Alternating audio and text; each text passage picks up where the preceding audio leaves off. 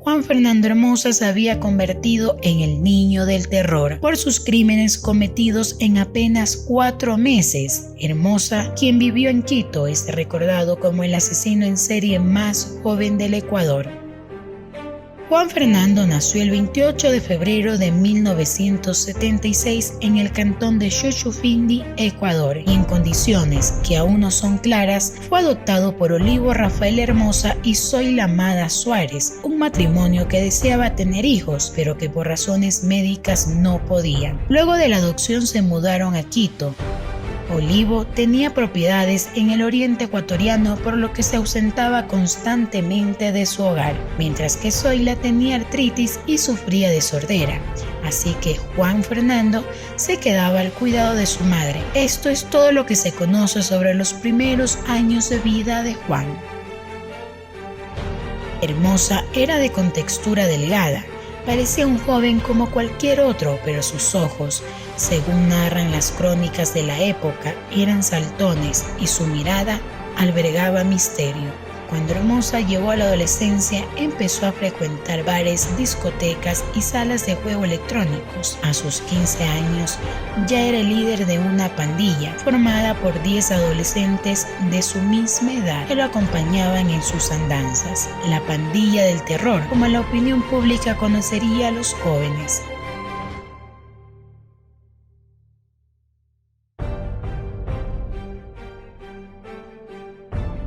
Juan Fernando cometió uno de sus primeros delitos el 22 de noviembre de 1991. Hermosa y sus amigos salían ese día de una discoteca ubicado cerca al puente del Guambra, como se conoce, un paso elevado de Quito que queda sobre la avenida 10 de agosto, una de las arterias viales más importantes y transitadas de la ciudad. Los jóvenes caminaron hacia la avenida 10 de agosto y detuvieron a un taxi marca Sanremo.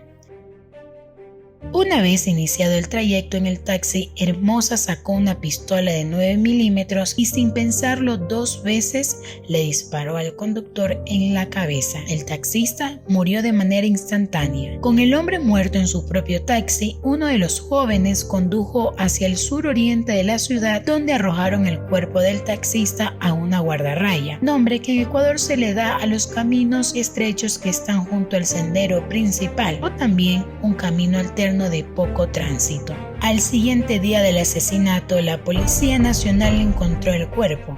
La pistola que habría utilizado Hermosa para asesinar al taxista la obtuvo de un oficial de policía. Es de esta manera como Juan Fernando Hermosa inicia su carrera delictiva. Apenas 7 días después del crimen, el niño del terror fue a la peluquería de Charlie, quien pertenecía a la comunidad LGTB. Hermosa solía frecuentar el lugar para que le arreglaran el cabello. Ese día no fue solo, sino que con algunos miembros de su pandilla con los que había estado bebiendo alcohol.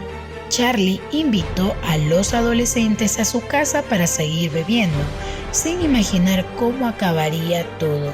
Una vez en el domicilio y luego de haber compartido unos minutos, surge una discusión entre Charlie y Hermosa, misma que acabó en una pelea tan fuerte que Juan volvió a utilizar su pistola y le disparó 5 veces a su peluquero. Por los siguientes 4 meses, Hermosa realizó al menos 15 crímenes más. Según indican los registros, el perfil de las víctimas de este asesino eran los taxistas y los homosexuales. Todo esto provocó pánico en la ciudad. Además, a los taxistas les robaba sus autos, por eso solo escogía víctimas que condujeran un Sanremo, porque ese vehículo no se apagaba al subir por las empinadas pendientes de Quito, de acuerdo a lo declarado por los miembros de la pandilla. Pese a que el móvil de los delitos cometidos por esta banda siempre fue el robo, en muchas ocasiones, sin un motivo específico, Juan asesinó a sus víctimas, convirtiéndose en el asesino más joven del Ecuador. Los medios locales, a través de una línea de tiempo, dieron a conocer todos los delitos cometidos por el niño del terror en los años 90. Según registros oficiales de la policía, fueron 23 de las víctimas del joven que en ese momento tan solo tenía 15 años. Sin embargo, se teme que los números reales sean muchos más altos.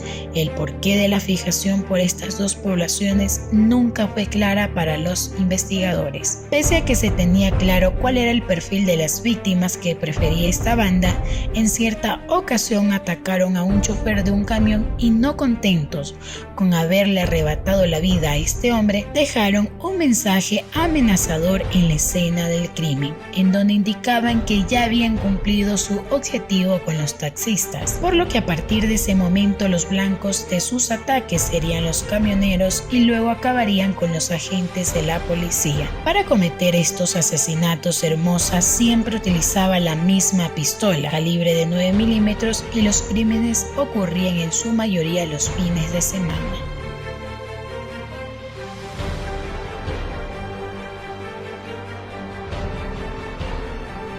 En un operativo policial, 5 jóvenes que robaban en el centro de la ciudad fueron detenidos. Uno de ellos, Tomás Angulo, por las presiones y amenazas de la policía, decidió delatar al niño del terror.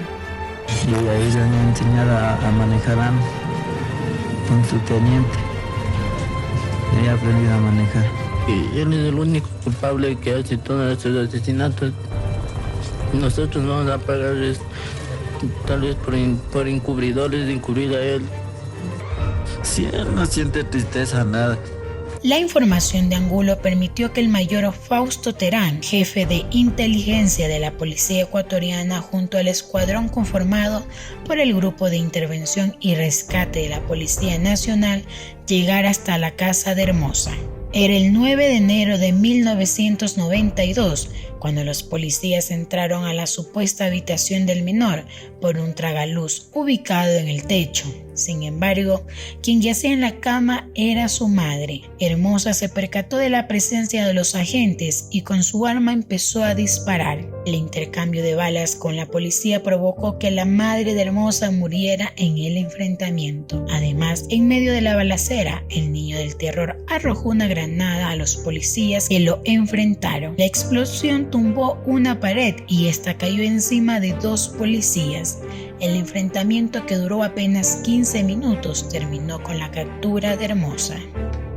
Los moradores del lugar comentaron a diferentes medios de comunicación que la policía, en su afán por capturar al sospechoso, cometió errores evidentes que condujeron a la muerte de la madre adoptiva de Hermosa, por lo que las autoridades tomaron cartas en el asunto, abriendo una investigación en contra de los agentes que lideraron el operativo.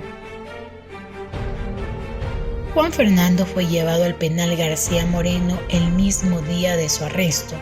Durante las primeras horas de su detención, los agentes se dieron cuenta de que Juan era un menor de edad. Cuando lo llevaron a la cárcel, sus primeras palabras fueron: "Quiero dejar en claro que mi nombre es Juan Fernando Hermosa Suárez y el 28 de febrero cumpliré 16 años. Fue a partir de febrero de ese año que se conoció por los medios de comunicación quién era el asesino de los taxistas y homosexuales de Quito". En sus declaraciones también dijo que su intención no era matar, que siempre les pedía a sus víctimas que se quedaran quietos, que no les iba a pasar nada, pero estas no hacían caso, así que terminaba arrebatando sus vidas. También mencionó que en cierta ocasión fue amenazado con un revólver calibre 22 y que un taxista lo intentó golpear con una llave de ruedas, por lo que al sentirse amenazado en aquellas ocasiones tuvo que utilizar su arma.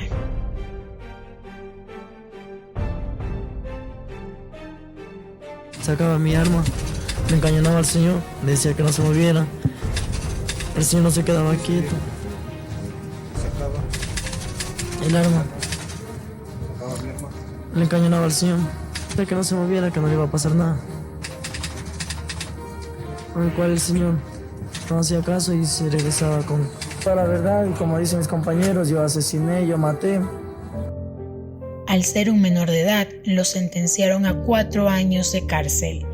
Esa era la pena máxima que la ley permitía para castigar a menores en el Ecuador por los años 90. También se descubrió que las armas que portaban los miembros de esta banda pertenecían a la policía y por este hecho se responsabilizó a los funcionarios. Wilson Rosero y Yuri Uchaycela son, según el mayor Fausto Terán, quienes vendieron el arma y las municiones al joven de 16 años. El policía Wilson Rosero, dado de baja y a órdenes de las autoridades civiles, reconoce que cuando se enteró de los crímenes se fue donde la banda y preguntó si estaban utilizando la pistola vendida por él para esos delitos, a lo que respondieron que no. 15 días después eran apresados por los homicidios.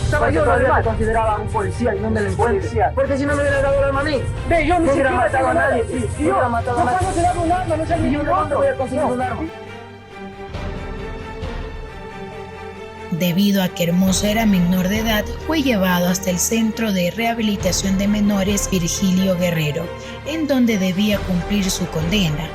Una vez adentro, Juan se convirtió en el líder de los menores. Después de un tiempo de haber analizado la posibilidad de fugarse del lugar, lo intentó, pero falló. Así que se comunicó con su novia, a quien le pidió que ingrese un arma al penal para poder escapar, y en aquella ocasión sí logró su objetivo. Delgado y con facciones demacradas por una fuerte enfermedad que habría sufrido en Colombia, apareció el tristemente célebre Juan Fernando Hermosa, líder de la banda del terror. Con su acostumbrada sangre fría, reconoció que él y Milton Robalino dispararon sobre el policía Ángel Sailema al escapar del hogar de tránsito de Quito el 17 de junio pasado. Yo lo que busqué es irme a Colombia para huir de aquí, de la ley de aquí, porque estaba prófugo del centro de menores. Las armas para el escape las proporcionó su amante Yadira Vargas Fernández, hoy también detenida. Una vez libres, se dirigieron a Neiva, Colombia, a través de la frontera nororiental. Hermosa se separó de sus compañeros porque estos se habrían enrolado con unos homosexuales. Luego se trasladó a Bogotá, donde sobrevivió gracias a la venta de unas joyas, las cuales las iba vendiendo de poco en poco. El delincuente fue detenido por la policía colombiana en la localidad fronteriza de El Orito. Por una información reservada de la Policía de Colombia, es reconocido y detenido en ese lugar el día lunes 22. El niño asesino, por su peligrosidad, sería trasladado en los próximos días a los calabozos del CDP. Hermosa recobró la libertad en 1996 y dejó la capital y viajó a Sucumbíos en la Amazonía ecuatoriana para vivir con su padre.